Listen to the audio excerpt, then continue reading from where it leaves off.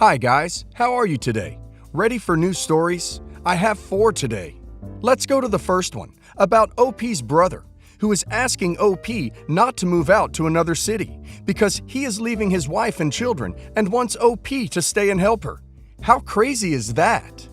Enjoy the stories, guys, and don't forget to like and subscribe, and of course, leave a comment. Honestly, I don't know what to do, and I hate that I am caught in this mess. When I was 18 and my brother was 16, he started dating this girl. My parents hated her because she already had a kid and grounded him to try to get him to break up with her. Took away his car, his phone, etc.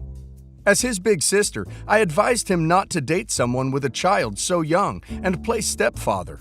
He of course didn't listen to any of us, and when he got her pregnant, it was a wrap. My parents kicked him out, and he moved in with her and her parents. They ended up getting married as soon as they turned 18.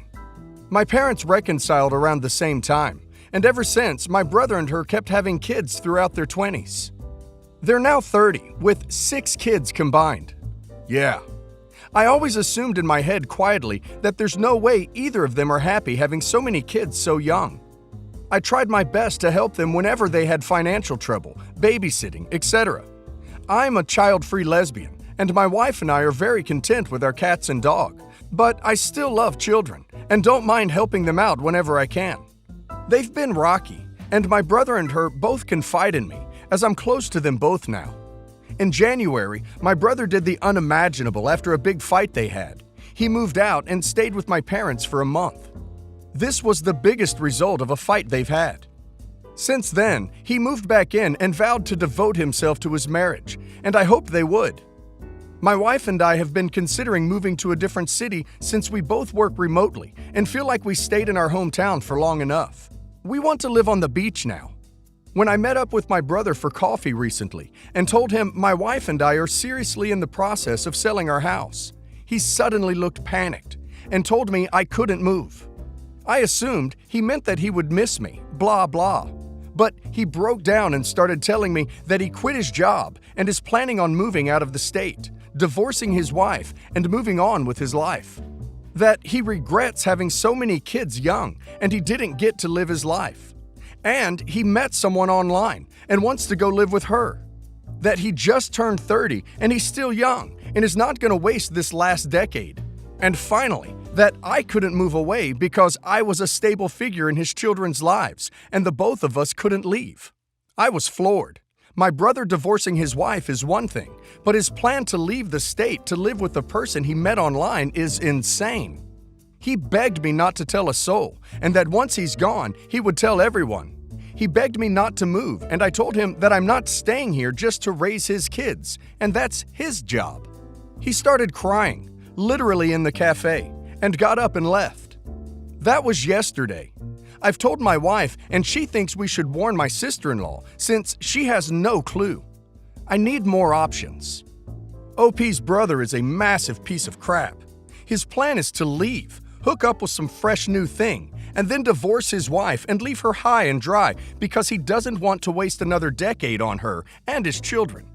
And on top of that, leave OP and her wife to pick up the pieces and be the stable figures in their life. A true piece of crap. I think OP needs to warn his wife, and not to even hesitate to move and live her own life. Wife needs every edge she can to protect herself and her kids, and to make sure they get all the legally entitled and forced support they need from OP's brother. I've been with my wife for 8 years, married for 4. We have an 18-month-old girl. Our relationship has been amazing. Since we've been together, my wife has been a little eccentric and spiritual. She's vegan. She believes heavily in horoscopes, so much that she only dated men that had certain star signs. She visits palm readers and psychics every month. She had crystals in our home to alleviate negative energies and has incense burning for similar reason. And for a brief period of time, she tried to learn hexes in college. If you can't tell, I don't believe in this stuff, but I humor my wife because I love her. She first started seeing the psychic a little before we started trying for a baby and has seen her constantly since. She had an appointment last week with her, and she came back and was oddly distant. She convinced me to come with her one meeting, and it was all a bunch of vague predictions, and something about us having a good life. Usually, all her predictions are vague enough that they come true. Like I said, she was distant, and through some talking, she opened up to me about the prediction. Apparently, this psychic saw marital woes because I found another woman. She'd catch me, and we'd be able to reconcile. This is such nonsense, it made me laugh. She got mad at me. She told me she was worried since all of the psychic's predictions have come true. I told her outright that I didn't think the psychic's predictions were that true. She said that her track record proves otherwise, and she doesn't want me to sleep with another woman. We debated a little bit about it and dropped it so we could sleep. Yesterday, I text my wife that I'm getting off work and will see her shortly. I go to the store on my way back and get stuck in some bumper-to-bumper. I get home 2 hours later, and my wife is sitting on the couch crying. She asks me if I did it. What are you talking about? She clarifies that she wanted to know if I was late home because I slept with someone. I tell her of course not, and she's still crying and won't let me comfort her. She then tells me that she loves me but doesn't know if she can trust that someone won't tempt me. She's fully convinced that I'm gonna cheat and can't convince her otherwise. When someone believes in something, it's really hard to convince them otherwise. OP needs to stop trying to comfort her, at least for the time being. When he feels like she can actually hear him, he should sit down with her and let her know that while she believes in psychics, he doesn't. OP needs to tell her that he loves her and won't be cheating on her. I think OP should also let her know that there's no way he is going to live like this. To come home to her every day upset with him and not speaking with him because she thinks he might have cheated. OP needs to ask her if she's willing to allow this stranger to rip apart their amazing relationship, because it's bound to end up that way. If she has a close relationship with her mom or a sister or really good friend, female, OP should ask them to talk to her. Someone has to help her see that this is completely ridiculous, and at this point anyway, it doesn't look like that can be OP. Story. My ex, Jess, 43 female, was my 43 male prom date, and our first child, Adam, 24 male, was the result of our prom night. Jess and my parents took care of Adam while I was away for college. After I got my engineering degree, Jess, Adam, and I moved to a new city. We got married, and our daughter, Leslie, 16 female, joined us as well. Honestly, our relationship was, I would say, 90% good times, up until 8 years ago. 8 years ago, my ex-gym teacher seduced her, and they had an affair. I learned about the affair 7 months after it started. She asked me to forgive her, and that she would never see him again, but it was a big fat lie. One of my coworkers saw them together 8 months after we reconciled, and after that, I was done. To no one's surprise, the gym teacher didn't stick out with her, and she, for the first time in her life, had to get a job because apparently my alimony payments were not enough for her. In this job, she met another guy, Will, 54 male. She moved in with Will soon after she started at this job. By then, we were already divorced and co-parenting. Will impregnated her. She never wanted to have a third child with me. Their relationship lasted for 3 years, and after that, Will was done as well for some reason. During all these, I tried my best to be the rock for my kids. My son Adam is a very smart and studious guy. He got a very good scholarship, and I was glad he was away for college during most of the drama. I tried to shield my daughter as much as I could, but me and my ex failed in that regard. Will tried to force her to call him her daddy, and my ex filled her head with some lies about me being A. But by the time Will left my ex, my daughter was, and still is, on my side. Anyway, Jess and her daughter moved in with some roommates, but apparently they were not good either. I flat out refused to send my daughter even close to that house when they first moved in. The problem. In recent months, my unemployed ex, who was living with stipends from her family and child support, alimony expired last year, asked my son to help her live her life now that Adam is done with his master's degree.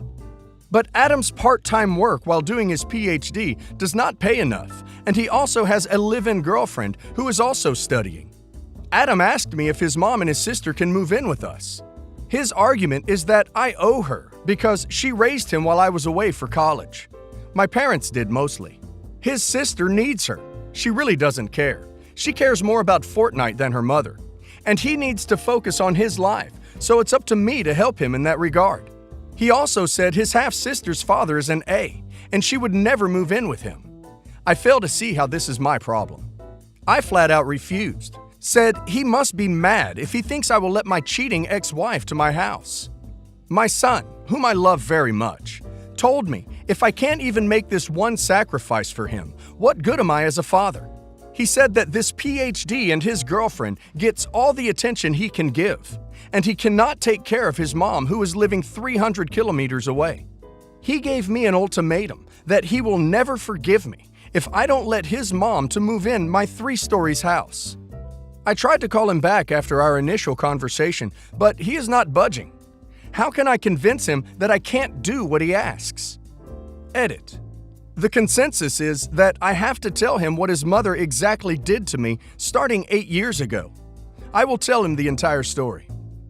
What OP's son is asking is completely unreasonable. He needs to understand that his mom is a big girl who should be capable of taking care of herself, and likely could if she just quit making stupid choices. It's not OP's job to take care of his mom. It's not his job to take care of her either. If he's A, OP's son should report him to CPS. This is a very difficult time for our family, although I'm not sure about my mom.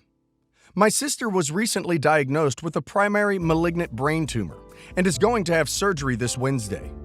I don't want to go through the medical stuff, just that this is very serious. Doctors are optimistic that with surgery and radiotherapy, she has a good chance of making a full recovery. But this is a very risky and dangerous situation. My parents have this twisted ideology that helping people in need only makes them less independent. And for this reason, they have decided not to be involved or show any support to my sister, thinking that allowing her to go alone through the most difficult time of her life will make her a much stronger person. They live by these values themselves as well. If they have problems, they will never accept any help from anyone. Going back to my sister, she is really freaked out as this whole thing has happened very fast. She now has this life-threatening condition and a surgery in a few days that, even if successful, can leave her with many side effects that may take years to overcome. And my parents act like she has a cold. I truly think that having them around will be helpful to my sister, but they haven't shown the slightest interest in being involved in any way. They only live 1 hour away, and my mom has all the time in the world as she doesn't work. My sister called them last night, asking to see them before the surgery, but they refused, saying that they can't make it there on time, but they will be around for her birthday, which is in 3 months. I'm genuinely pissed off at them and told them this. And they again said it's a responsibility and independence issue, and that I also shouldn't get too much involved into this and allow her to deal with her own problems. They're suggesting that I should visit her a few days after the surgery. I'm posting this as more of a rant than asking for advice, to be honest. I know what I need to do. I should focus on helping my sister in any way possible, but I can't help being angry at them. Wow. OP and her sister really lost big time in the parent lottery, didn't they? Their lack of concern or empathy is way over the line into abnormal psychology. In my opinion, OP should focus on what matters right now, being there for her sister. OP cannot waste energy trying to change horrible people who think their own daughter should be alone for brain surgery. OP should marshal her and her sister's friends, co-workers, other family to be her support system in their absence. There is a time to go it alone and a time to unapologetically call in favors. This is the latter. Update. So my sister had the surgery on Wednesday. It was a very difficult one. It took longer than expected, and there were multiple complications during the surgery. But in the end, she pulled through. It took over 2 days for her to regain consciousness. She's not exactly doing great, as she has great weakness in the left side of her body. But the doctors say this was to some extent expected, and she will make some recovery within 2 months. And after that, they will know what to expect in the long term. Soon we will know about the next stages of her treatment with radiotherapy. About my parents.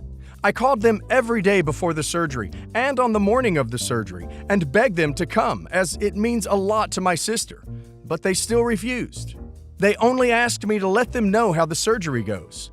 I only texted them after the surgery when she was still unconscious, and my mom replied, "She's a strong one."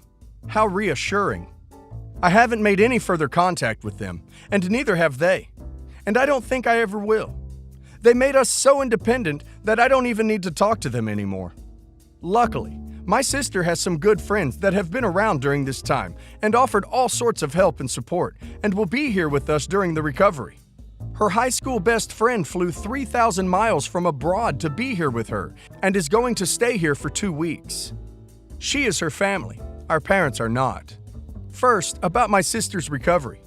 It has been more difficult than we've expected. She's had many side effects from the surgery, and the speed that things are getting better is not as the doctors hoped. She has problems with movement and sensation in her left side, sleep problems, vision, and hearing issues. She also used to have some mood issues, but these are mostly resolved. Doctors expect her to make a full recovery though, but it may take some years of rehab and hard work. She has great motivation these days, so we're very optimistic. About parents. Well, I don't know where to start. They didn't make any contact until 3 weeks after the surgery. They were upset that my sister hasn't called them. I told them to piss off and don't contact us again. A week later, they showed up at my sister's place. They didn't even know that she had moved out of her place and moved in with me. How could they have known when they don't care? They called me angrily, asking where their daughter is. I told them that maybe she died after the surgery and hung up. I know this was cruel, but I couldn't play nice with them anymore. They called me again, but I didn't answer. They came to my door. I opened the door but didn't let them in.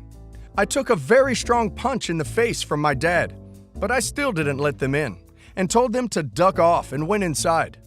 My dad threatened to break the door. I told them that I'm calling the police, and if they do anything crazy, they will be in jail for breaking and entering. They told me that I'm disowned and left. My sister was sleeping during this. I told her everything, and she was happy with how I handled it, which is all that matters to me. We had talked about what to do if something like that happened. I'm not sad that they disowned me. We had disowned them long before that. It's just the two of us now. That's it for today, guys. Hope you enjoyed it, and see you tomorrow.